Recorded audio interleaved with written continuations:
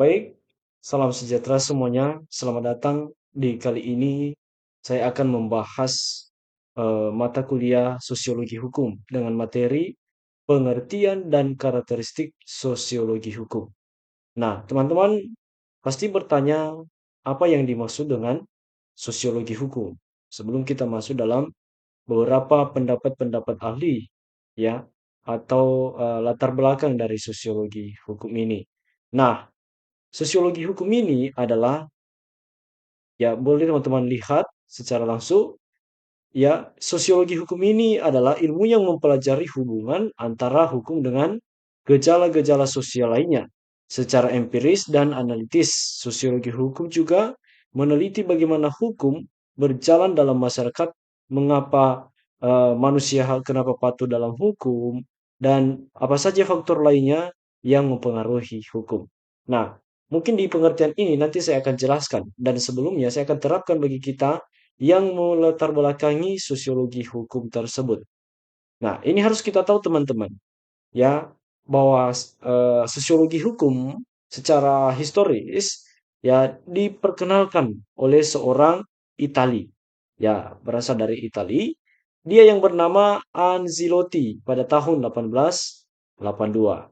Nah, akan tetapi ilmu sosiologi ini setelah diperkenalkan oleh Anzilotti ini pada tahun 1882, namanya ilmu pengetahuan semakin berkembang, ya, sehingga muncul beberapa definisi-definisi ya sosiologi hukum ini menurut oleh para para ahli-ahli. Nah, teman-teman, sosiologi hukum ini dulu adalah ilmu yang mempelajari tentang bagaimana hukum itu terhadap masyarakat atau sebaliknya, teman-teman. Bagaimana juga masyarakat itu terhadap hukum dan apa efek yang diberikan hukum itu kepada masyarakat dan sebaliknya, apa juga efek yang diberikan masyarakat itu kepada hukum. Jelas ya teman-teman? Itu arti dari sosiologi hukum ini. Nah, ini yang sedang kita bahas saat ini. Nah, pertama-tama kita membahas tentang beberapa ya pendapat-pendapat para ahli di sini, ya mereka menemukakan tentang apa yang dimaksud dengan sosiologi hukum. Nah, ada pertama yaitu Max Weber, ada Emile Durkheim, ada Niklas Luhmann, dan banyak lagi teman-teman di bawah. Nah, kita ambil beberapa pendapat-pendapat para ahli apa tentang pendapat mereka tentang sosiologi hukum ini. Ya, kita ambil satu saja ya teman-teman. Ya, kita ambil dari nomor nomor satu ini yaitu Max Weber. Nah, Max Weber ini dia berpendapat atau dia mendefinisikan sosiologi hukum itu ya ya memberikan kontribusi penting ya dalam pemahaman tentang sosiologi hukum. Ya, menurut dia yaitu hukum adalah ilmu sosiologi hukum adalah salah satu tipe otoritas yang digunakan oleh negara yang menjaga ketertiban sosial. Nah, itu. Weber juga menekankan pentingnya pemahaman tentang nilai-nilai dan norma-norma yang mendasari sistem hukum. Nah, harus kita paham dulu tentang sosiologi hukum tadi. Ya, kembali dari pengertiannya tadi bahwa dalam ilmu sosiologi yang kita pelajari adalah bagaimana hubungan timbal balik terhadap antara hukum dengan masalah sosial atau gejala sosial lainnya dan sebaliknya. Ya, apa efek yang diberikan oleh hukum itu kepada masyarakat dan sebaliknya, apa efek juga yang diberikan masyarakat itu kepada hukum. Kenapa bisa seperti begini? Nah, sejarahnya begini teman-teman. Pada awal mulanya, sosiologi ini ya beda dengan sosiologi hukum. Nah, kita harus belajar sosiologi ini ya yang dikemukakan oleh Auguste Comte, dia berkata bahwa ilmu yang mempelajari masyarakat. Nah, muncul lagi yang dimaksud dengan sosiologi hukum.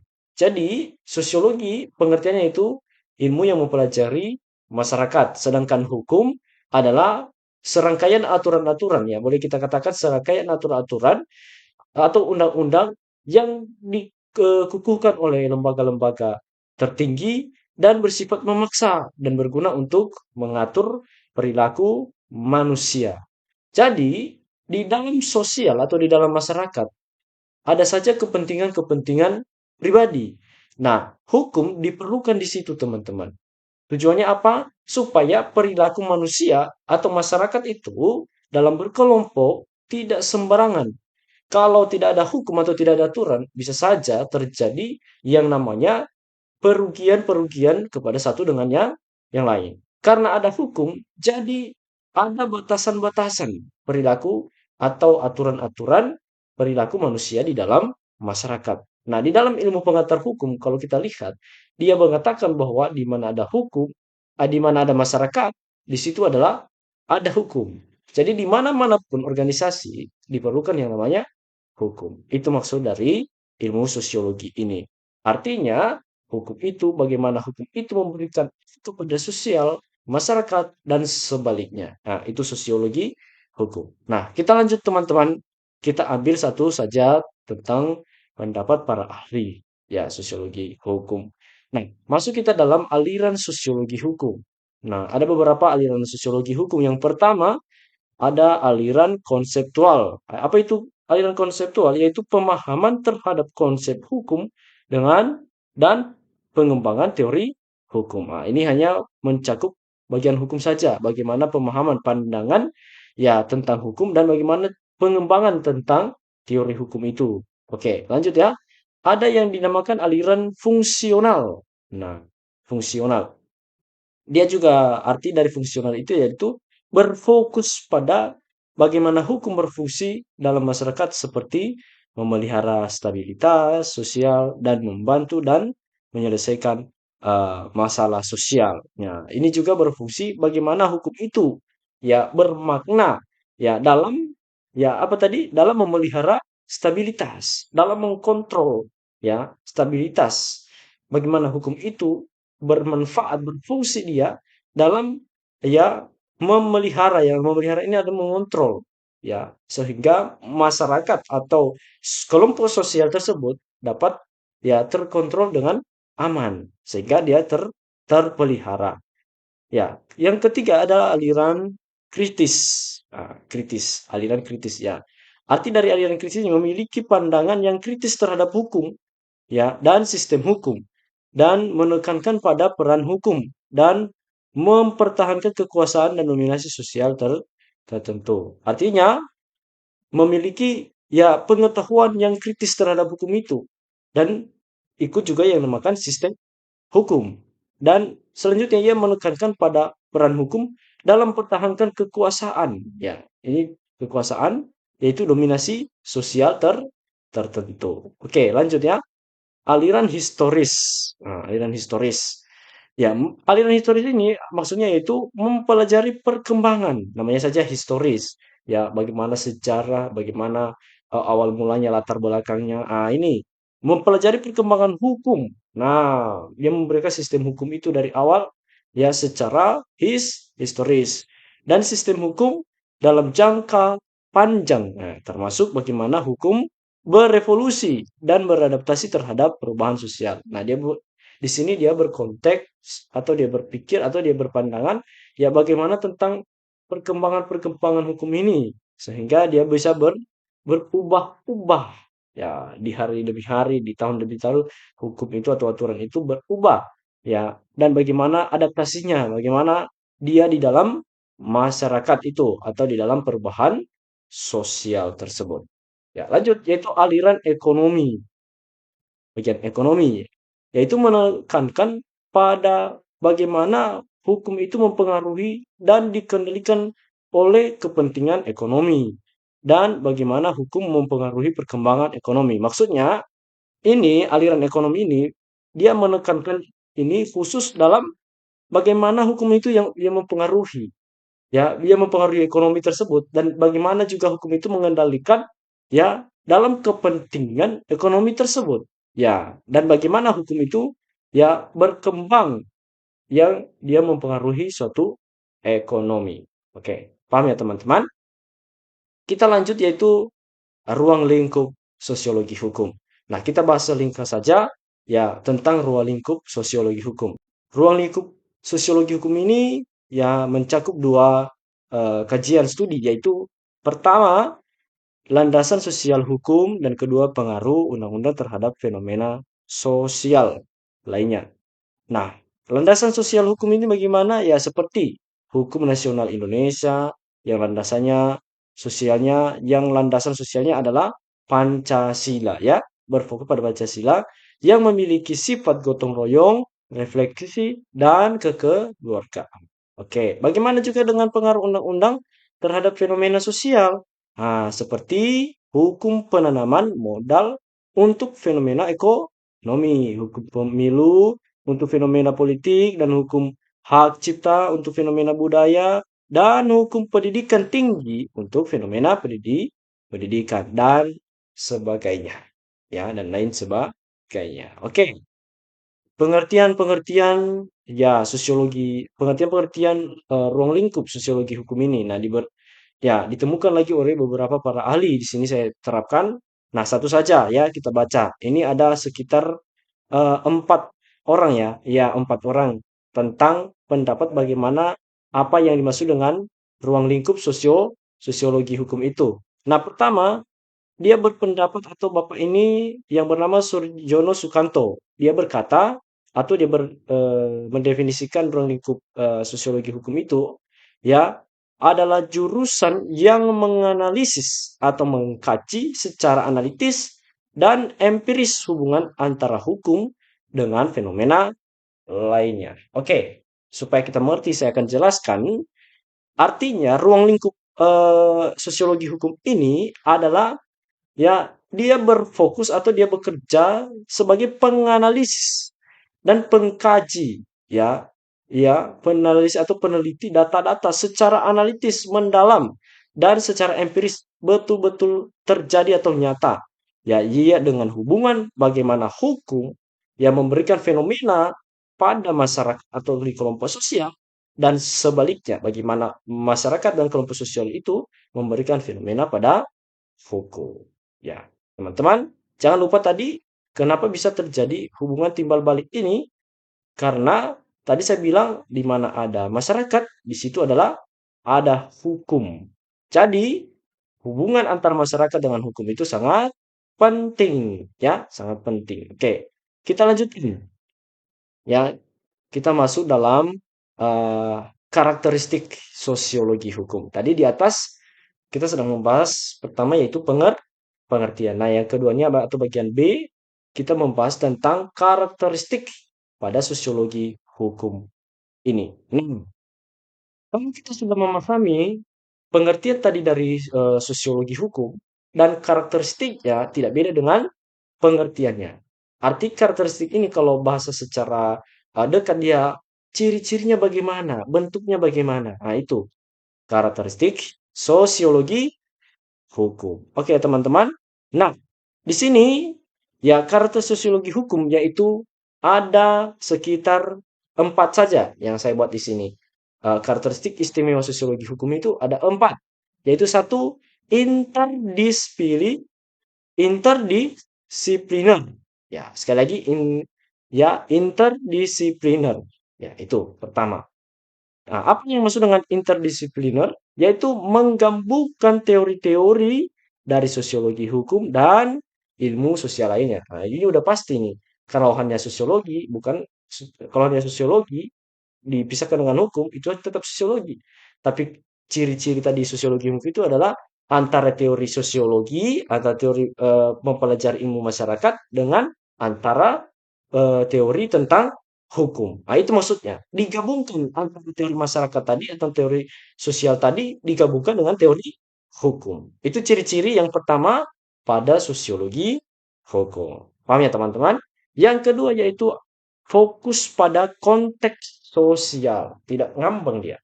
Dia fokus pada konteks. Dia membahas tentang bagaimana hukum berguna dalam masyarakat itu. Bagaimana hubungan hukum, bagaimana posisi hukum, dan sebaliknya bagaimana posisi masyarakat terhadap hukum tersebut. Nah, ini fokus pada konteks sosial, memperhatikan ya bagaimana faktor-faktor sosial mulai dari faktor sosial, ekonomi, dan budaya mempengaruhi hukum. Tadi sesuai dengan apa yang saya bilang tadi teman-teman atau yang saya jelaskan tadi. Oke, nomor 3 yaitu analisis dinamis.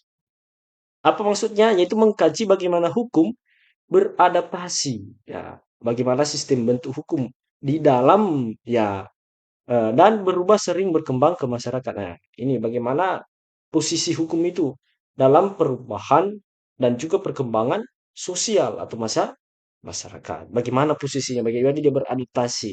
Ya, bagaimana hukum itu berlaku sebagai mungkin di dalam masyarakat, di dalam perkembangan dan perubahan masyarakat. Itu maksudnya, teman. Yang keempat itu pendekatan empiris. Ini eh, karakteristik terakhir ya dari sosiologi hukum, yaitu pendekatan empiris. Maksudnya apa? Yaitu menggunakan metode penelitian untuk memenuhi penerapan hukum dalam praktik dan efeknya terhadap masyarakat. Yaitu apa maksudnya? Yaitu menggunakan metode penelitian. Dia mengkaji suatu data dulu, ya, dan dia pahami, ya, dan dia pahami apa data, bagaimana penerapan hukum itu. Artinya dia turun, dia mengkaji, dia melakukan survei dulu. Bagaimana nih hukum dalam masyarakat ini, ya, apa efek hukum ini kepada masyarakat? Apa yang diberikan hukum ini kepada masyarakat sehingga masyarakat itu, ya, terjadi sesuatu hal yang mereka tidak inginkan dan apa yang diberikan oleh juga masyarakat itu kepada hukum.